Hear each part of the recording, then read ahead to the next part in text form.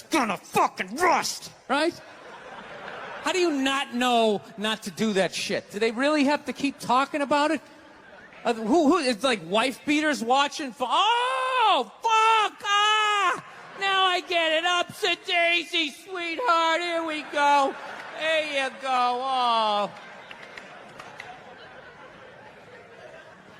So at the end of the hour, they come to the logical conclusion. They're like, there is no reason to hit a woman. There is no reason to hit a woman. And I was just like, really? I could give you like 17 right off the top of my head. You could wake me from a drunken stupor, I could still give you like 9. Dude, there's plenty of reasons to hit a woman. You just don't do it. But to sit there and suggest that there's no reason. Dude, the level of ego behind that statement. What are you, levitating above the rest of us? You're never annoying? Women, how many times have you thought about slapping your fucking guy in the head this week? There you go. Every day. You didn't do it, right? Oh, dude, it drives me nuts. There's no reason. There's no reason. Really? No reason? How about this? You marry a girl, you fall in love, you buy her a house. You go to work every day, paying off the house. You come home one day, she's banging the next door neighbor, hands you divorce papers. You got to move out, sleep on a futon, and still pay for that house that she's going to stay in. No reason. I'm not saying you should do it, but there's plenty of fucking reasons in that arc of a story. No, that's the thing. Really is. That's the thing. I hate that saying there's no reason. Obviously, I'm not saying to hit a woman, you know. But saying there's no reason, I think that's crazy. When you say there's no reason, that kills any sort of examination as to how two people ended up at that place.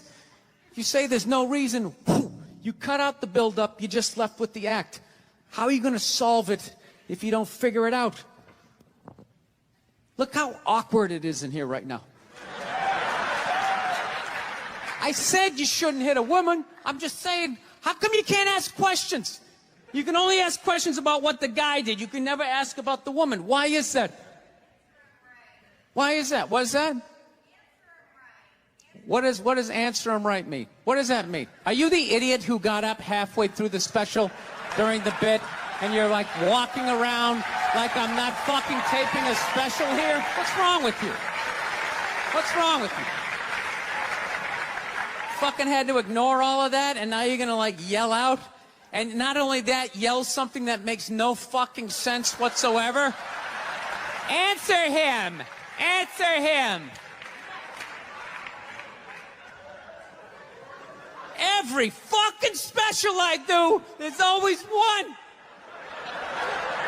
Always right down the fucking middle. Talking about hitting women, sweetheart. And I think you just added another reason.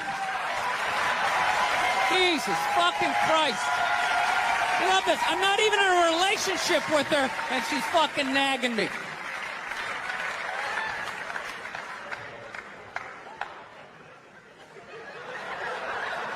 Fucking unbelievable.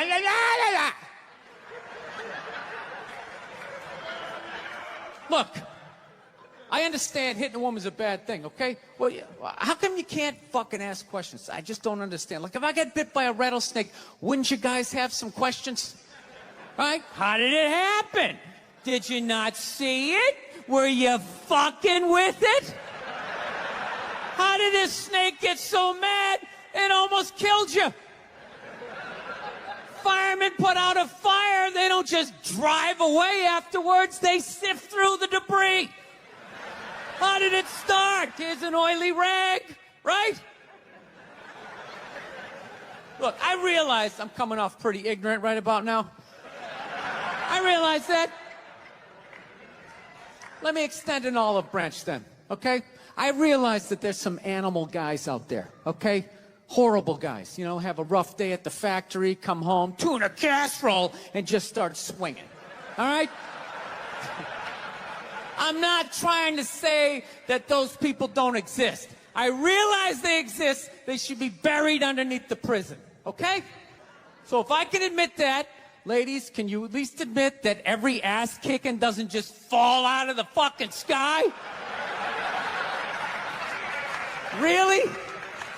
Even hockey has 2 minutes for instigating, right? They understand that some back and forth happened before that shit, you know?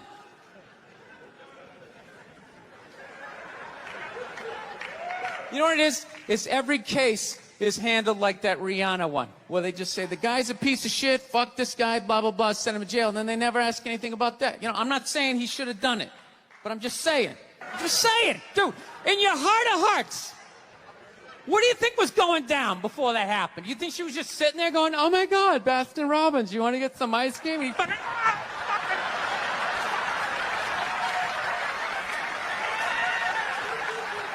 you know? Or do you think maybe they were having some epic end of the relationship fight and some crazy shit was being said? Maybe she was screaming in his ear some crazy female shit like, go fuck all your friends, I don't give a fuck! Maybe that's why I sell more albums than you, motherfucker! Right? To be fair, she could have just been sitting there going, I need a tissue. Do you keep those in the glove box? Oh my God, I'll bring my out! I'll bring my out!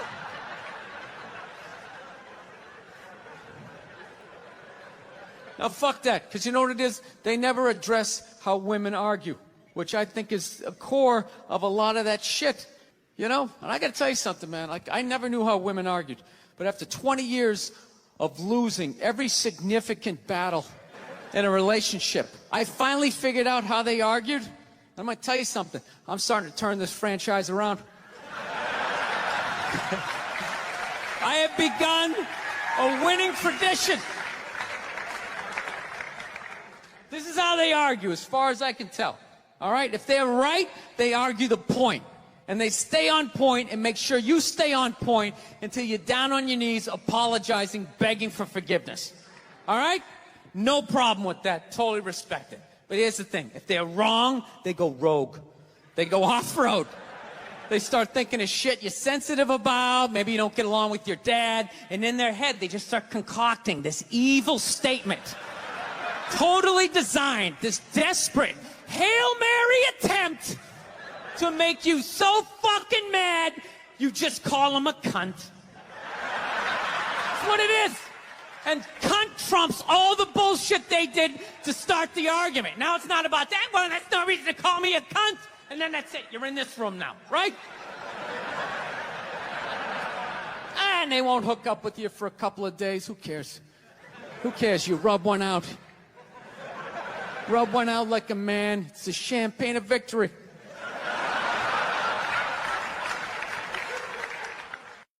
We realized that, I don't know, we always fight about the television, so I'm like, well, what about documentaries? Why don't we just tape something we both like? We both love documentaries. They're fun, right? You watch them, you learn something, you repeat it at a party, people think you read. So I tape, you know, first one I tape is on Elvis Presley. So I sit down and I'm watching this documentary as a white dude, which is what I am. I'm looking out my white head, watching this white shit. It's coming back into my white eyes, getting whiter by the fucking second. Right? Now my wife, on the other hand, she's black, right? So she starts watching this shit as a black person, right? And she's seen all the racism, obviously, that I'm seeing, but she was catching all this subtle shit that I was too white to see, but I knew I was missing it, because I just kept hearing her huffing and puffing, just sitting next to me being like, and I'm just sitting there like, okay, somebody did something. I don't know what just happened, but I don't think that was good. So right when I didn't think it could get any worse, it could get any more uncomfortable between the two of us, this fucking white dude comes on who evidently discovered Elvis. And he's like 190 years old, and he comes out, starts talking. He's just like, well, basically, I was looking for a white boy that could take the down and dirty, nasty blues and combine it with the pristine, angelic sounds of bluegrass. Yeah, that's what he was doing. He was subtly putting black shit down here while he was propping up the white shit. You know, the down and dirty, daddy not sticking around, drug-infested neighborhood blues with the Jesus as white as me, hair the color of the sun, angelic bluegrass playing music, right? So at this point, my wife has like fucking steam coming out of her ears. So I make a judgment call. I just fucking shut it off, right? And she looks at me, she's like, why did you shut that off? Why did you shut it off? I was like, because you're about 3 minutes away from yelling at me like I produced this music. I want to get a gun. I do.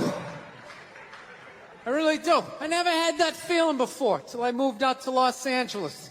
This city just messes with your mind, you know? It's overpopulated, technically doesn't have a water supply, right? The dollar's crashing.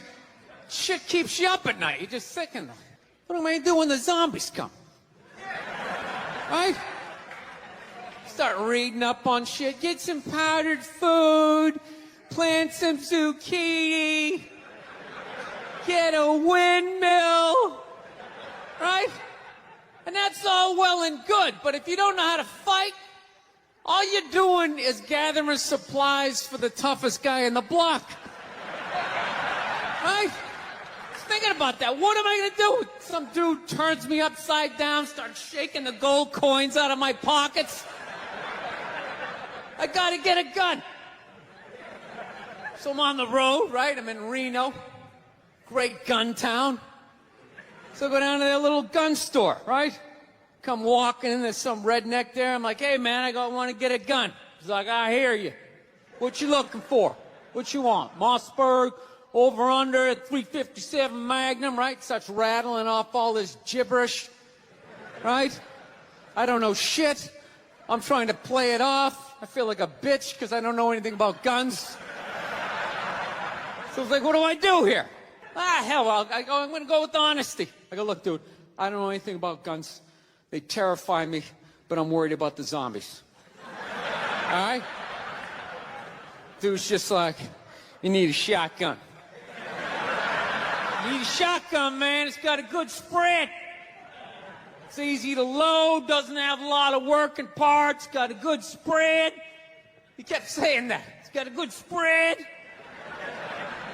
I'm like, what does that mean? He goes, well, it means you ain't got to be that accurate. It's got a good spread. Further away you are, the more shit you hit. Got a good spread. In fact, you got a problem over here, you ain't even got to look. You just turn, wow, that's it. You ain't got a problem over here anymore.